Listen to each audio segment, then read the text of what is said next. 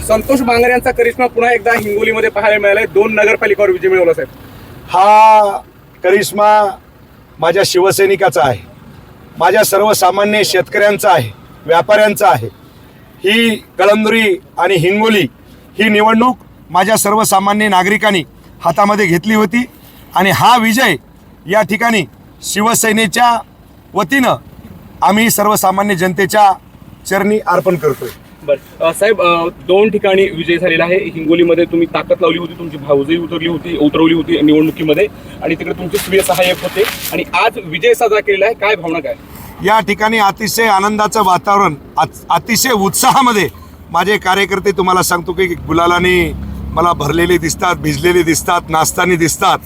आणि मी तुम्हाला पुन्हा एकदा सांगेल की हिंगोली जिल्हा एकनाथभाई शिंदेचा, हिंगोली जिल्हा शिंदे साहेबाचा आणि जे विरोधक होते ते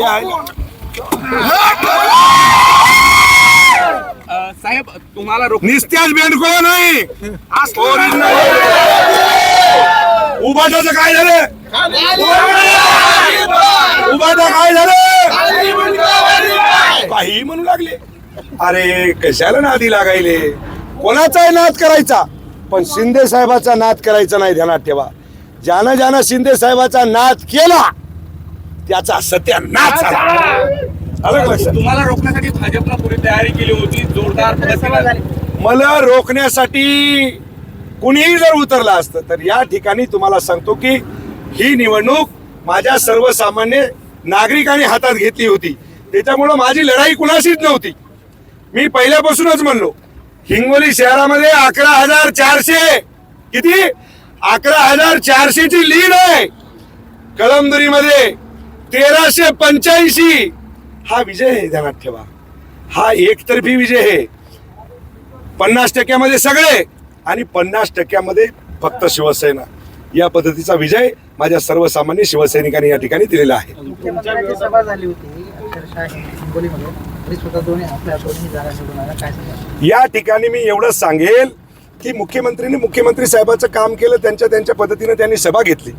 मित्रपक्ष हे आणि मैत्रीपूर्ण लढत या ठिकाणी तुम्हाला सांगतो की आम्ही लढवली होती. या ठिकाणी माझ्या सर्व शिवसैनिकाचा विजय घवघवीत झालेला आहे.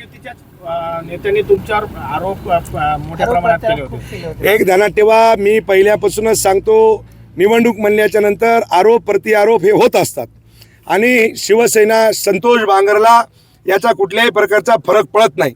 कारण की हिंगोली जिल्ह्यातली ही मायबाप जनता 100% एकनाथभाई शिंदे यांच्या पाठीमागं आहे. बोगस नोटा आणल्याचा पण आरोप झाला होता. आहे काही म्हणत असतात. ध्यानात ठेवा, बोगस नोटा काय काही काय, आता त्याच्या पायाखालची वाळू घसरली होती. मग आता बिनबुडाचे आरोप टाकायचे, काही म्हणायचं. तुम्हाला सांगतो याच्यात कुठल्याही प्रकारचं तथ्य नसते. खरी ताकद ही आज माझ्या मायबाप जनतेने या विरोधकांना दाखवून दिली. 2 नगरपालिकेवर ताबा मिळवलाय. आता अर्थातच मंत्रिपदासाठी तुम्ही अगोदर इच्छुक होते आणि आता दावा पण करणार. मला असं वाटतं की मंत्रिपद, मी आज आमदार आहे, हे लोकांनी 2 नगरपालिकावरती शिवसेनेचा माझ्या छत्रपती शिवरायाचा खरखरीत भगवा या ठिकाणी फडकवलाय. आणि याच्यापेक्षा मंत्रीपेक्षा काय, मंत्रीच आहे ना संतोष बांगर आजही.